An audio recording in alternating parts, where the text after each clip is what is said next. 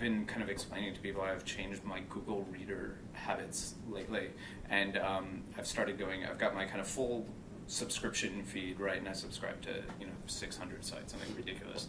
But then I've also got a whole bunch of people in my friends list who are just random contacts I've emailed with who have a Google account who share things, and so I just go with the full feed, and so I get a combination of the things I've subscribed to and totally random stuff from a lot of people I don't even know who I may have emailed with once, and it's kind of this nice combination of like stuff I was looking for in kind of complete serendipity. Well, that was the big theme at South by Southwest. Was how do you reincorporate serendipity, finding stuff that you weren't looking for? Well, that's been the internet's problem, hasn't it? I mean, it's because Google basically ruled like the first part of the internet, and Google is not about serendipity. Google is about algorithms.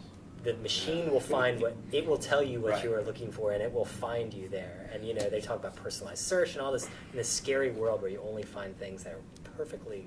But what I do think, I mean, you could talk community about any site you want. Like you talk about the YouTube community, which by the way is probably about racial epithets.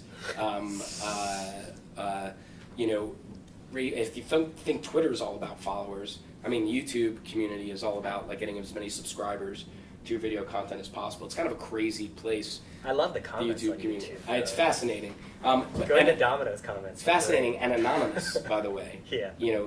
Because which leads me to my point that Facebook could represent the ultimate in that, because it's association of content with a real identity. It's you.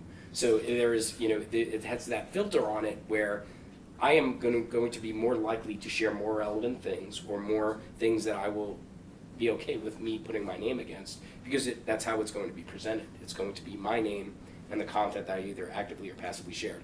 That does not happen basically anywhere else on the internet. So, I mean, I think that is the one and probably the biggest thing that Facebook has going for it, in that it is your true identity. It's not some alias. It's not, I heart Miley Cyrus. It's Ian Schafer. Yeah. Alan, you recently, and he does, you recently wrote about internet anonymity in the context of the ad industry, and it got a lot of feedback. I don't know, what's your take? Do you think like that internet anonymity is going to give away at some point to real identity, thanks to things like Facebook Connect? It's a tough call, because on the one hand, the downside to all this is that eventually, and it's not even just in advertising, commentary loses any kind of value. I mean, if you look at any site that has any sort of political commentary on any political articles, from Huffington Post to New York Times, they have 600 comments that basically can be summed up as "you're an idiot," "no, you are." And it just completely loses. We're first. Yeah, and it completely loses any value for debate. There was a really interesting thing, I think it was in the Times, it may have even been Virginia Heffernan this weekend was writing about how there's a columnist for the Washington Post who writes really intelligent stuff. She's based out of Poland, I think, and her husband is something in the Polish government, and she has a German-sounding name, and so the crazies have decided she's Jewish, even though she's not, and they're constantly like, the point of it was, she creates these really intelligent, thoughtful articles, but to look at the comments, you would think you were on some white supremacist site or something. It was just, it's just nuts. And how do we remedy that? And one of the ways is to sort of stop anonymity, because it is too easy to just sort of write what is the first thing that comes to mind.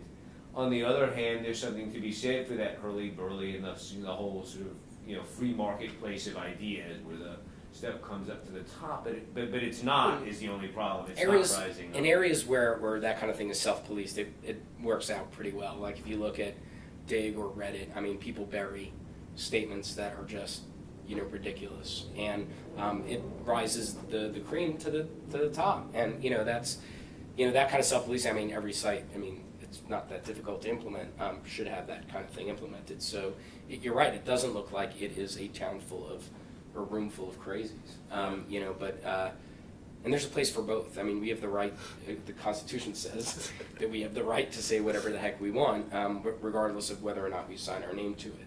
So, but you don't have like unless it's harmful. to somebody else. Like, Though I also think it's funny, like, I was having this conversation with a friend of mine who has been blogging for a very long time. And, you know, he was telling me kind of, at some point he decided that, like, no, he doesn't have to, like, let people shit all over his website. Mm-hmm. Like, he can just delete whatever Right, he wants. sure. Like, it's his.